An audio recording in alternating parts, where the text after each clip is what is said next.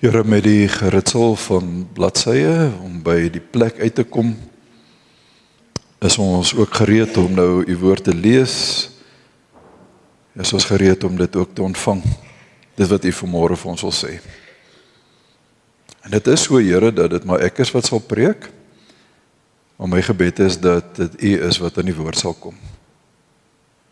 Dat u deur u wonderlike, bonatuurlike, goddelike manier my woorde sal neem en dit u sin sal maak, sodat elkeen wat hier sit sal kan weet, maar dis die Here wat vanmôre ook met my gepraat het. Sal jy asseblief vir ons ook hierin seën, in Jesus se naam. Amen.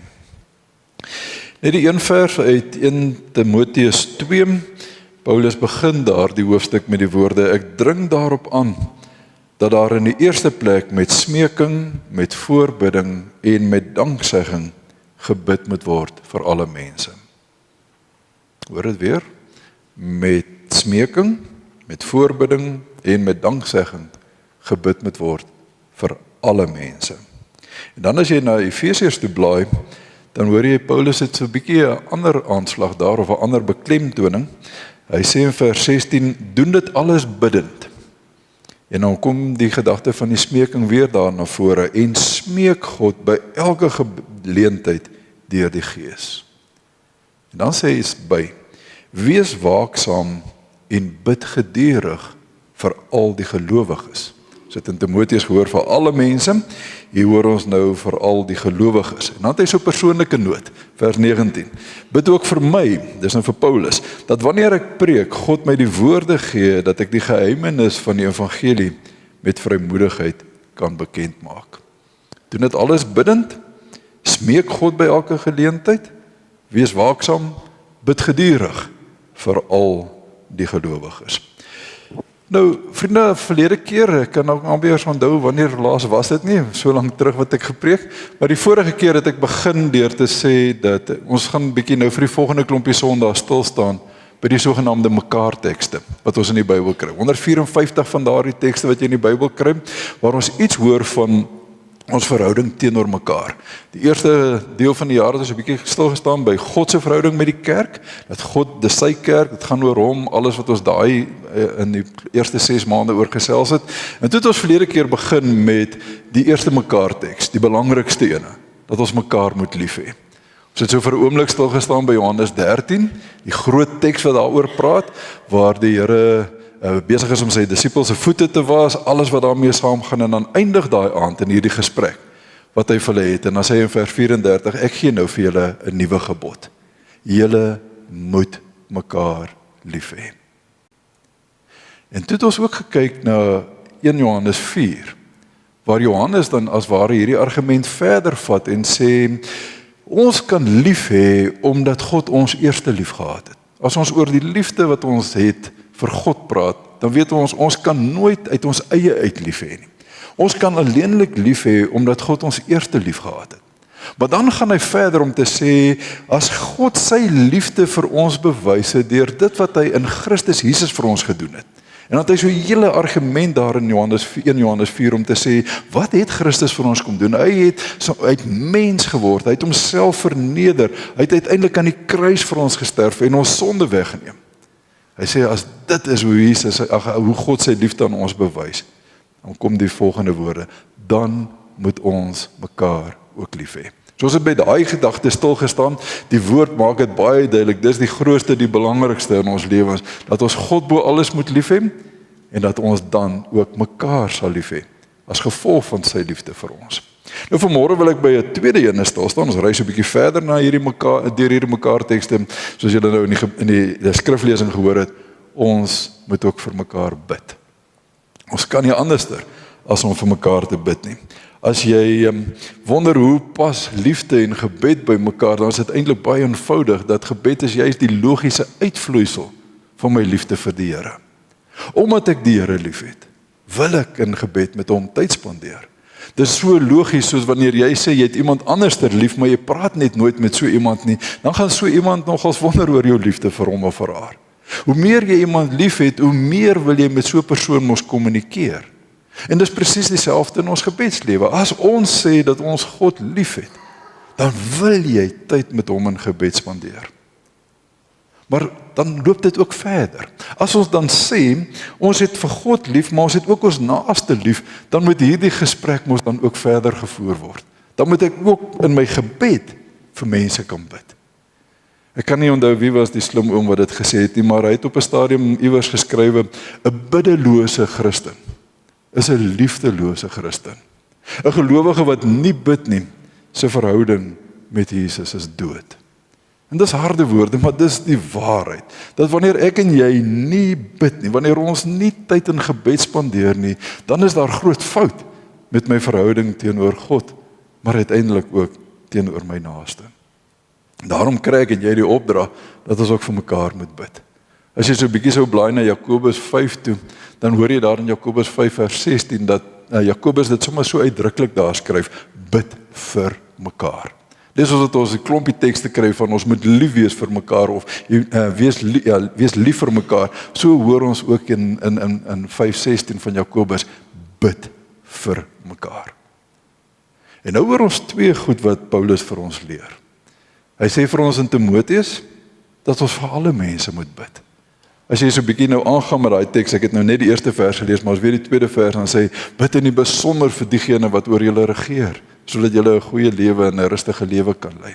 En in Efesiërs draai dit so 'n bietjie om en maak dit baie meer persoonlik om te sê bid vir al die gelowiges. Met ander woorde, bid vir jou broers en vir jou susters, vir die mense met wie jy vanmôre hier saam verkeer. So die kort en die lank van gebed is, ons moet kan bid. Ons moet kan bid. En ons moet ook vir ons mense kan bid. Net soos wat ons met God in gebed tree, om met hom 'n persoonlike gesprek te hê wat my aangaan en wat hom aangaan, so moet ek uiteindelik in my gebed ook ruimte maak vir mense om my, vir gelowiges, maar ook uiteindelik vir alle mense. En hy help ons verder hoe om dit te doen. Hy gee vir ons 3 woorde in 1 Timoteus 2. Hy sê, doen dit alles met smeking, met voorbidding en met danksegging. Nou smeking, die woord smeek is die Griekse woordjie densis. Nou densis is 'n geweldige gelaaide woord. Dis 'n woord wat jy eintlik gebruik as dit by iemand kom wat letterlik op sy knieë staan en smeek. Wat desperaat is, wat aan die einde van sy hulpbronne gekom het, wat geen ander uitweg het as om in afhanklikheid voor iemand te staan en te sê asseblief, asseblief, asseblief, help my.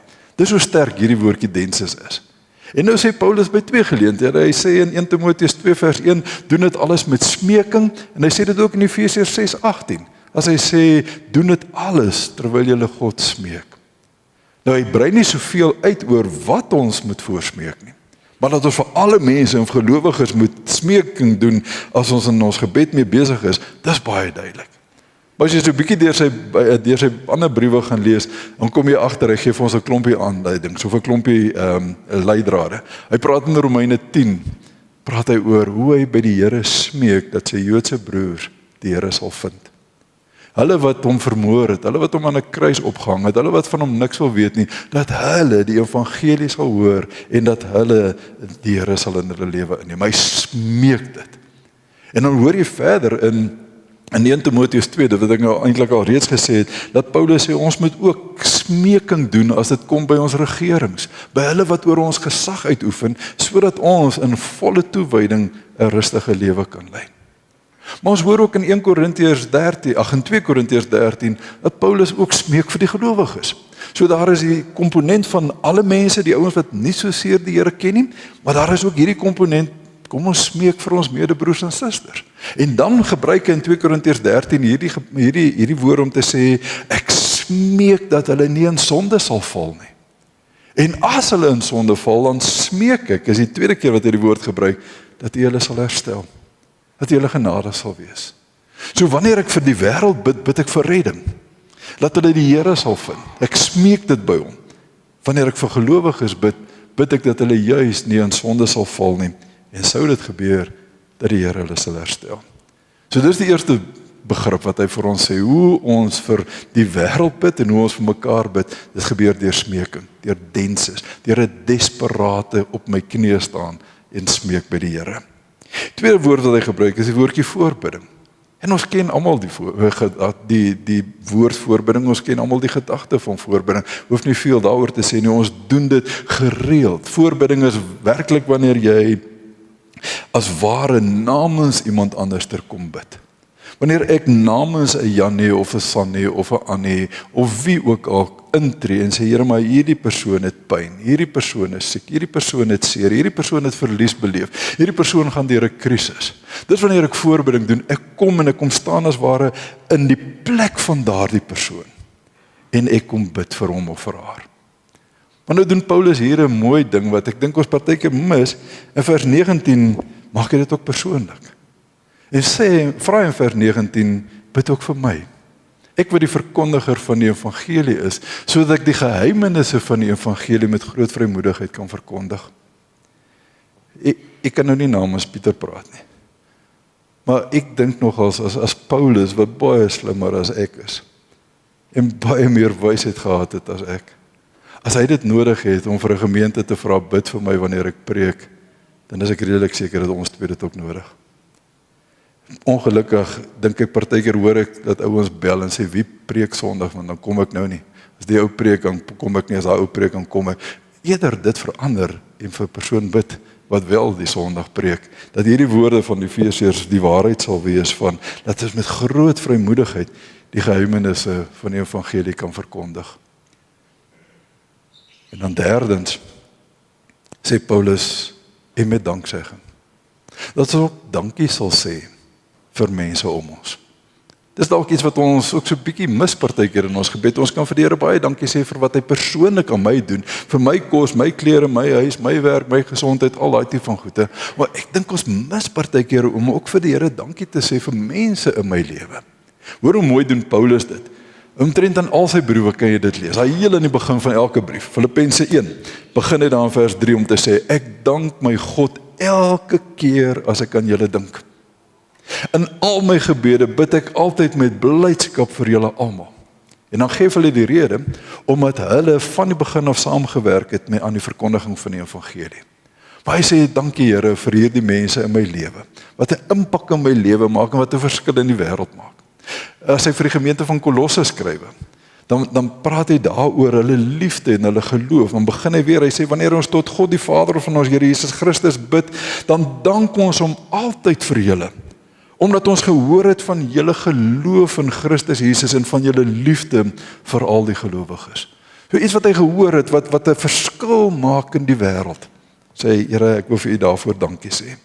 As hy vir die gemeente in Rome skryf, en hy is so opgewonde om te sê, daar gaan 'n dag kom wat ek by julle gaan uitkom. En dit word my nou nog so 'n bietjie verhoed, ek verhinder, ek kom nie by julle uit nie, maar ek wens met my hele hart om by julle uit te kom, maar hoor net, ek hoor van julle. Sê vers 8, allereers dank ek my God deur Christus Jesus oor julle almal, want in die hele wêreld praat die mense oor julle geloof. Paulus is so opgewonde oor hierdie ouens wat hy nog eers ontmoet het nie, maar hy hoor van hulle geloof wat hulle in hierdie wêreld uitleef. En hy sê vir die Here, daarvoor dankie. Ons kan dit nie mis nie.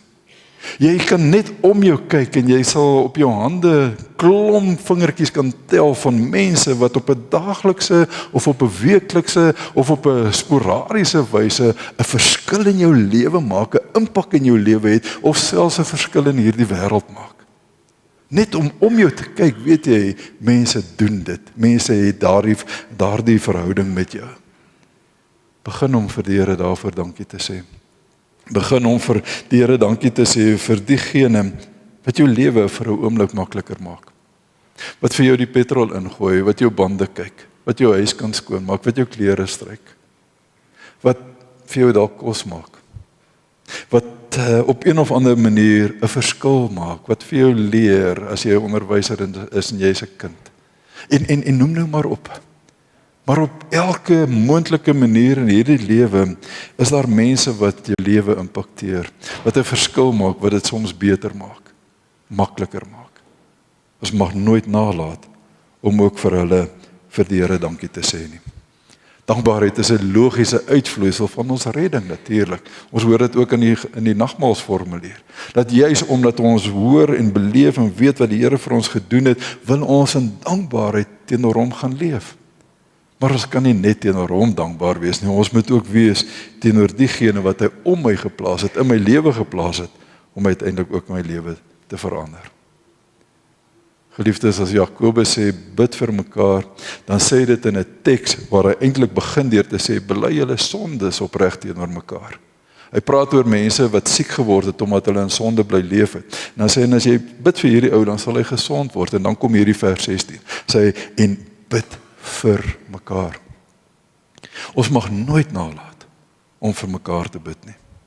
Ons moet ruimte maak in ons gebede om inderdaad voor die Here te kom en ook vir Koos en vir Piet en vir Gert en vir Jan en vir Sannie en vir Annie te bid. Ek doen dit deur smeking. Here, help asseblief dat my medebroers en susters nie in sonde val nie. En as hulle gedoen het, dat hulle herstel sal word. Maar ek bid ook vir hierdie wat U nie ken nie. Ek bid vir daardie mense wat ver van U af is, wat U nog nie in hulle lewe het nie. Ek bid ook vir hulle. Ek bid vir redding vir hulle. Ek smeek dit van U af. En ek en jy hoef mos nou nie vanmôre met toe oë hier te sit en te dink dit gaan alles goed nie. Dit gaan juist so hondsleg in hierdie land van ons, dat ons nie anderster sal kan as om vir hierdie mense te bid nie. As jy maar net in hierdie week weer eens die koerant gelees het, dan besef jy hoe verskriklik is die korrupsie besig om hand uit te ruk in hierdie land. Hoe die aanvanklike 10 miljoene nou honderde miljoene geword het, en hoe die 100 miljoene nou miljarde word, wat eenvoudig net wegraak en wat gesteel word. Ons kan ons nie net die vinger wys en sê hoe sleg hulle is nie. In plaas daarvan pleit en smeek by die Here dat hulle die Here sal ontvang en sal ontmoet. Soos gister was ons by 'n sendingkonferensie in Bloemfontein, 'n paar van ons. En ek het op 'n stadium eintlik net 'n stuk seer in my hart gesit toe ek hoor hoe ons eintlik al 'n grappie maak van hoe sleg dit in ons land gaan. Die een dominee vertel dat hulle was in die Kaap gewees vir 'n kongres en hulle het hulle toe die kongres klaar is, het hulle tasse in die kar gesit en die een dominee sê, hulle was 2, hy wil net gou nog 'n boek kry en hulle stap in die winkeltjie in, kry die boek toe hulle uitkom, toe is die kar gesteel. Met hulle bagasie, met hulle laptop, met die vliegtuigkaartjies, dit was toe nou absolute chaos. En in hierdie gesprek loop hy toe verder en die een dominee sê, of die ander dominee sê toe, hy was nou so 'n wyle terug, was hy by 'n geleentheid in Pretoria. En die een ou sê vir hom, ons het gister 'n baie goeie, suksesvolle bazaar gehad. En hy sê, wow, hoeveel geld het julle gemaak? Hy sê, nee, daar's net 2 karre gesteel. Dis vir ons 'n suksesvolle bazaar. En ek dink, kan jy dink dat ons sal dink dis snaaks, as net 2 karre gesteel word, in plaas van 4 of 5 wat die normale is. 'n Ander dominee vertel sommer net so tussendeur, hy sê hy staan nou die dag by die kitsbank en hy is besig om sy pin in te sit en die volgende of hy net iets koud sit teen sy nek. En die persoon sê vir hom, moenie omkyk nie, trek maar net vir my geld. Ou eenvoudig net 'n mes teen sy nek en hy moet sy geld vir hom gee. Dis die wêreld waarin ons leef. En as Paulus sê, ons moet smeek by die Here, dat mense die Here sal ontmoet, dan behoort hierdie dinge uiteindelik te kan draai. Maar as ons dit gaan nie doen nie, gaan hierdie wêreld net meer en meer uit mekaar uitval. Ons mag nooit ophou om vir mekaar te bid nie. Paulus sê, Jakobus sê vir ons net in daai vers na bid vir mekaar, kom die kragtige vers 17 natuurlik aan die orde, né? As hy sê, want die gebed van 'n gelowige het 'n kragtige werking. Tom Smit vertel gister die mooi verhaal van toe sy seentjie graad 1 was.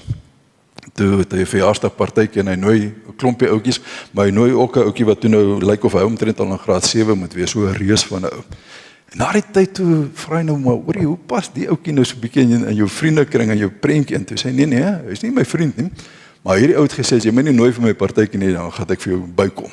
Toe nooi hy hom nou maar vir die partytjie. Maar die ouetjie word nou so op 'n manier deel van die gesin, maar uiteindelik het hierdie ouetjie die pad toe 'n bietjie byster geraak. Graad 6, hoor net, graad 6, né? Sy het die skool so topverkoper aan vaping gewees. Hy verkoop vapes aan graad 6, laerskoolkinders. Hoërskool het hy in dwelms verval. En dat hy, as hy, Tom sê, hy het 'n paar keer dan loop hy of ry of hardloop hy in 'n parkie, as hy besig om handel te dryf met dwelms. Verkoop hy dwelms aan ander kinders. En hy kom op 'n dag by die huis geweldig ontsteld oor hierdie kind. En hy vaar oor sy vroue uit en hy sê, kan jy dit glo, kan jy dit dink, waar die hele storie, en sy vrou sê toe vir hom, in plaas van om heeltyd kwaad te wees, kom ons begin bid vir hierdie kind. En daar besluit hulle gaan vir hom begin bid. Hulle bid, dis nou graad 8 gewees. Graad 11 gee hierdie ouetjie sy hart vir die Here. Vind hy die Here. En tydens sy belydenisaflegging vertel Tom, ekskuus die mooi ding, word hy gedoop. En hulle doopvond het so mooi die woorde van Matteus 28 daarop van, gaan na al die nasies toe en maak die mense met disippels en doop hulle in die naam van die Vader en die Seun en die Gees. En terwyl hy besig is om hierdie kind te doop, sê hierdie jong man vir Tom, die Here het my nuut gemaak. Terwyl die trane oor sy oë loop, oor sy wange loop. Ons mag nooit die krag van gebed onderskat nie. Ons mag nooit ophou om te bid vir mekaar nie. Want iewers kom daardie werking van die Gees net eenvoudig na vore. Ons gee dalk lankal moed op. Maar dan is die Here se verhaal nog nooit klaar geskryf nie. Mag ons nooit ophou om vir mekaar te bid nie. Kom ons bid vir diegene wat die Here nie ken nie, deur te smeek by die Here, soos Paulus doen in Romeine 10, vir sy Joodse broers wat die Here nie wil ken nie. Vir regerings wat ver van die Here afleef, soos wat Paulus in 1 Timoteus 2 sê. Kom ons bid vir ons gelowige broers en susters, dat ons nie in sonde verval nie.